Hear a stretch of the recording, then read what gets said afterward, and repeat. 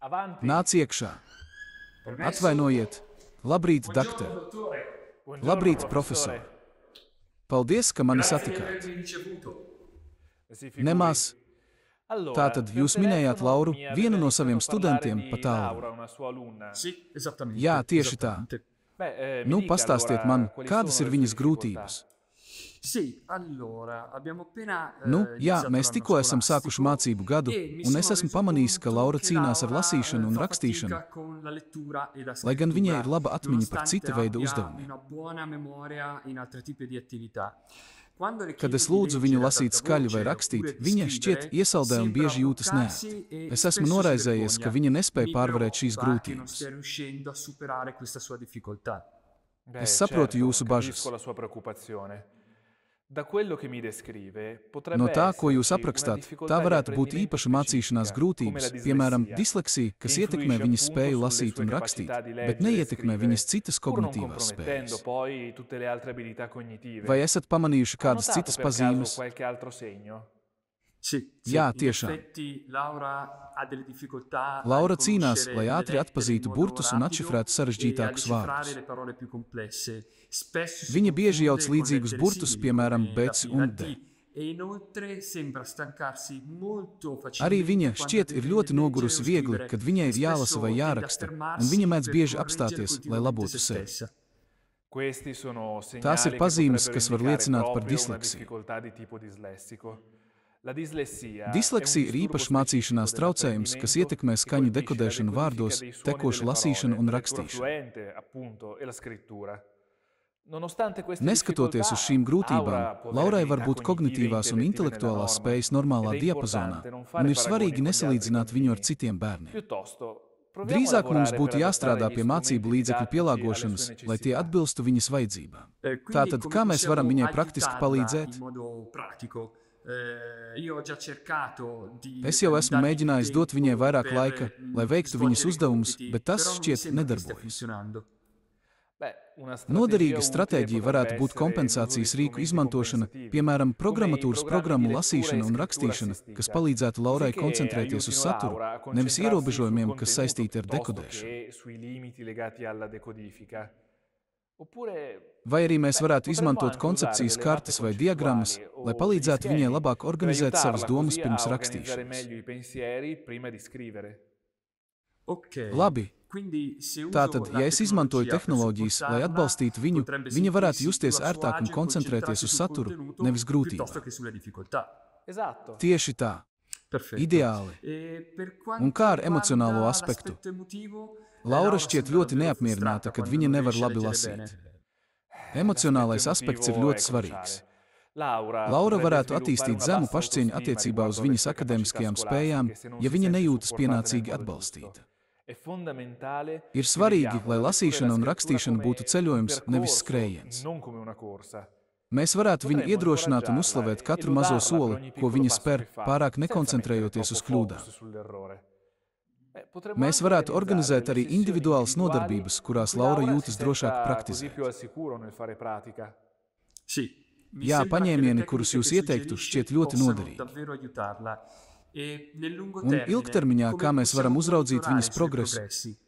Mēs varētu izvirzīt īstermiņa mērķus, tāpēc mēs viņu neapgrūtinām. Tad laika gaitā ir svarīgi nepārtraukt uzraudzīt viņas attieksmi pret lasīšanu un rakstīšanu. Ja mēs redzam uzlabojumus, mēs varam pakāpeniski palielināt grūtības. Un, ja nepieciešams, mēs varētu apsvērt papildu atbalstu no disleksijas speciālista. Jā, tā šķiet laba stratēģija. Sākšu ar palīgu tehnoloģiju izmantošanu un skaidrāku mērķu izvirzīšanu Laurai. Es jūs informēšu par to, kā tas notiek. Paldies par jūsu padomu. Jūs esat laipni gaidīti, tas ir mans prieks. Sazināsimies un pielāgosim plānu atbilstoši Lauras mainīgajām vajadzībām. Pilnīgi noteikti es jūs informēšu. Lai jums laba diena. Paldies un ir laba diena, kā arī. Ļaujiet man zināt, kā tas notiek. Tiks galā. Tiksimies drīz. Uz drīzu tikšanos, profesor.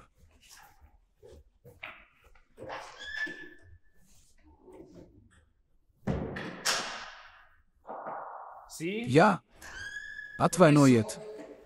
Labrīt, doktor. Labrīt, profesor. Kā klājas? Ļoti labi, paldies, ka mani satikāt. Priecājos jūs atkal satikt. Lūdzu, dariet sev ērti. Paldies, paldies. Tātad, kā jūs zināt, es esmu šeit, lai runātu par Lauru un pārskatītu viņas progresu kopā. Es gribēju jums sniegt jaunāko informāciju par dažiem pēdējiem mēnešiem. Es esmu mēģinājis sekot metodēm, ko jūs ieteicāt ar Lauru. Tāpēc es sāku izmantot palīgu tehnoloģijas, un mēs strādājām pie koncepcijas kartēm un īstermiņa mērķiem. Man jāsaka, ka ir panākts progress, bet joprojām ir skaidrs, ka Laura saskars ar grūtībām. Es priecājos dzirdēt, ka ir progress, un tas ir normāli, ka Laura joprojām cīnās. Kā viņa ir reaģējusi uz jaunajām stratēģijām? Tehnoloģija viņai ir daudz palīdzējusi.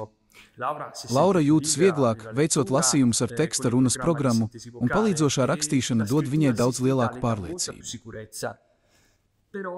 Tomēr joprojām ir vilšanās brīži, jo īpaši, ja viņa nevar pabeigt savus uzdevumus vienlaicīgi ar saviem vienaudžiem. Man jāsaka, ka tā ir diezgan izplatīta reakcija. Laura varētu justies neatbilstoši, salīdzinot ar viņas klases biedriem, un tas varētu likt viņai izvairīties no palīdzības pieprasīšanas. Tas ir jautājums, pie kura mums patiešām ir rūpīgi jāstrādā.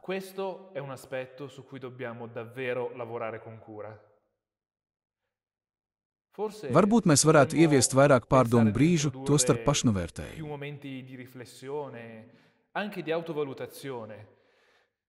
Mums ir jārada iespējas, kur viņa var koncentrēties uz savu progresu un darīt to pozitīvā veidā laikos, kad viņa var koncentrēties uz to, ko viņai ir izdevies sasniegt, nevis uz to, ko viņa nav spējusi.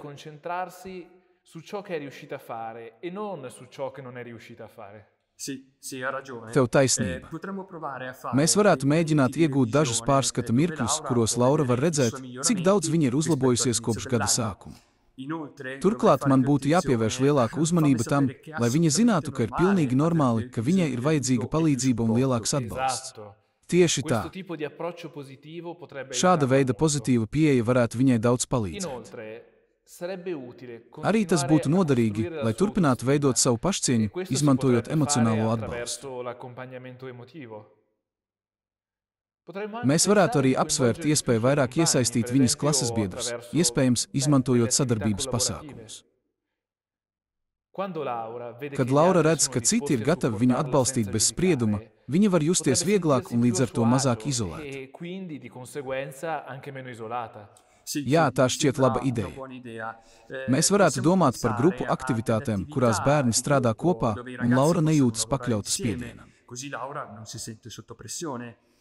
Varbūt lasīšanas vingrinājumi vai radošas rakstīšanas spēles, kas pārāk daudz neuzsver viņas grūtības. Tieši tā.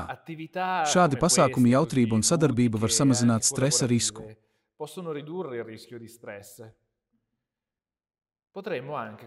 Mēs varētu arī apsvērt iespēju dot Laurai iespēju kaut ko iemācīt saviem klases biedriem. Tas dotu viņai iespēju justies noderīgai, dalīties zināšanās, nevis koncentrēties tikai uz savām grūtībām. Jā, patiesībā esmu pamanījis, ka Laura labi palīdz citiem ar priekšmetiem, kurus viņa labi zina. Es domāju, ka viņa varētu gūt lielu gandarījumu no lomas, kurā viņa var palīdzēt citiem, nevis vienmēr justies tā, it kā viņa būtu tā, kas cīnās. Jā, šāda veida darbība palīdzētu viņai justies kompetentākai, un viss šis process novestu pie viņa ēkas vairāk pašapziņa, kas ir tas, ko mēs vēlamies. Pirms vilšanās pārņemšanas mums ir jāturpina iejaukties. Jā, pilnīgi piekrītu. Starp citu, Laura ir īpaši jutīga pret nogurumu. Pēc kāda brīža dienā ir skaidrs, ka viņa vairs nevar koncentrēties. Protams, es saprotu.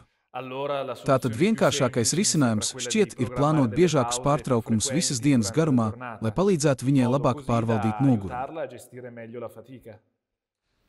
Jā, pārtraukumi noteikti ir labs instruments. Tagad, kad situācija ir nedaudz skaidrāka, mēs varam strādāt šajā virzienā. Tas izklausās lieliski. Mūsu mērķim jābūt likt viņai justies pieņemtai un pats galvenais - novērtētai par to, kas viņa ir ar savām stiprajām pusēm un grūtībām. Con I suoi punti di forza e con le sue difficoltà. Ogni passo avanti. Katrs solis uz priekšu, neatkarīgi no tā, cik mazs ir uzvara. Galvenais vienmēr ir konsekvence un pacietība. Es piekrītu. Liels paldies, doktor! Es uzskatu, ka ar šīm jaunajām stratēģijām mēs varam panākt lielu progresu. Es noteikti jūs informēšu nākamajās nedēļās. Ideāli. Sazināsimies un vajadzības gadījumā veiksim pielāgojumus mūsu izstrādātajā plānā. Paldies par jūsu apņemšanos un uzmanību. Paldies par pieejamību un palīdzību. Tiksimies drīz. Jūs esat laipni gaidīti. Tas ir prieks sadarboties ar jums. Tiksimies drīz.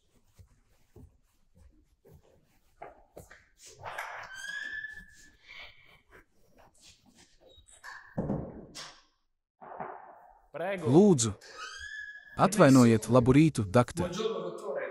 Labrīt, profesor. Lūdzu, apsēdieties. Paldies un liels paldies par tikšanos ar mani. Jūs esat laipni gaidīti, tas ir prieks. Tātad pastāstiet man, vai ir kādi atjauninājumi par Lauru? Jā, mēs tagad esam gada beigās, un es gribēju ar jums apspriest lietas. Tas ir bijis nedaudz grūts gads, bet es domāju, ka mēs esam panākuši ievērojumu progresu.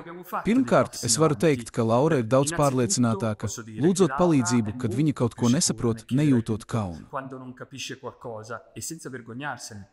Tas šķiet ir ļoti svarīgs pavērsiens. Jā, tā ir ļoti pozitīva zīme. Tas parāda, ka viņas pašvērtējums uzlabojas. Tas, ka viņa tagad lūdz palīdzību, norāda, ka viņa ir ieguvusi lielāku uzticību viņas spējai stāties pretī izaicinājumiem. Un pastāstiet man, kā viņa dara ar savām lasīšanas un rakstīšanas prasmēm. Jā, runājot par lasīšanu, es teiktu, ka Laura ir uzlabojusi savu tekamību, pateicoties palīgtehnoloģijām, kas ir palīdzējušas viņai pārvarēt grūtības, kas saistītas ar dekodēšanas skaņām. Rīks teksta pārvēršanai runā ir kļuvis par viņas galveno resursu. Tomēr, kad runa ir par rakstīšanu bez atbalsta, viņa joprojām saskaras ar dažām grūtībām. Viņa pieļauj pareizrakstības kļūdas, mēdz iestrēgt un viegli zaudē koncentrēšanos. Jā, ir dabiski, ka Laurai vajag vairāk laika, lai nostiprinātu savas rakstīšanas prasmes, it īpaši bez tehnoloģiju palīdzības.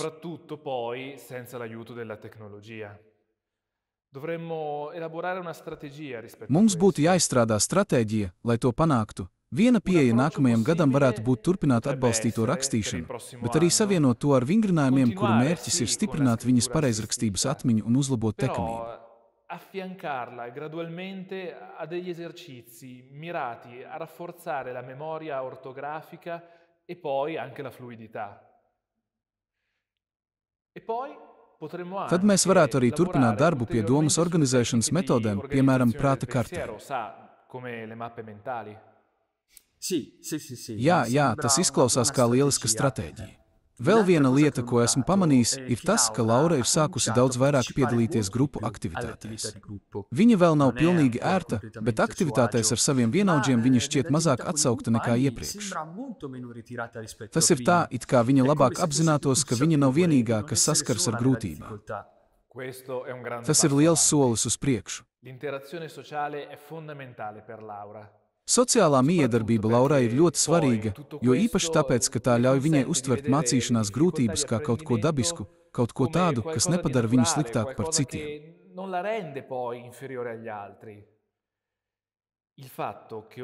Tas, ka viņa tagad jūtas daļa no grupas, ir ļoti pozitīvi. Jā, piekrītu. Kopumā es uzskatu, ka darbs, ko mēs šogad esam paveikuši, izmantojot kompensējošus instrumentus, sniedzot emocionālu atbalstu un iesaistoties grupu aktivitātēs klasē, ir atmaksājies. Protams, joprojām ir grūtības, bet tajā pašā laikā es uzskatu, ka Laura ir guvusi labāku izpratni par savām spējām. Viņa vairs nav tā kautrīgā meitene, kas bija gada sākumā. Un tas ir konsekventa un mērķtiecīga darba rezultāts. Jā, ceļš joprojām var būt garš, bet katrs solis uz priekšu ir svarīgs.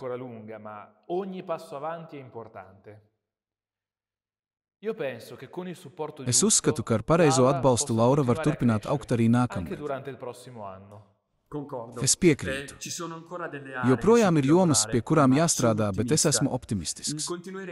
Nākamgad mēs turpināsim sekot plānam, veicot korekcijas, jo mēs redzam jaunu progresu. Protams, es jūs informēšu, un vajadzības gadījumā mēs kopīgi veiksim izmaiņas, lai vislabāk atbalstītu Lauru. Ideāli, mēs turpināsim strādāt kopā, lai sniegtu visu nepieciešamo atbalstu. Jūs redzēsiet, ka ar visu pūlēm nākamgad būs vēl pozitīvāks, esmu par to pārliecināts.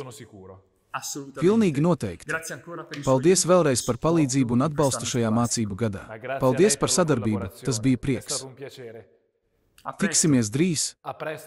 Tiksimies drīz!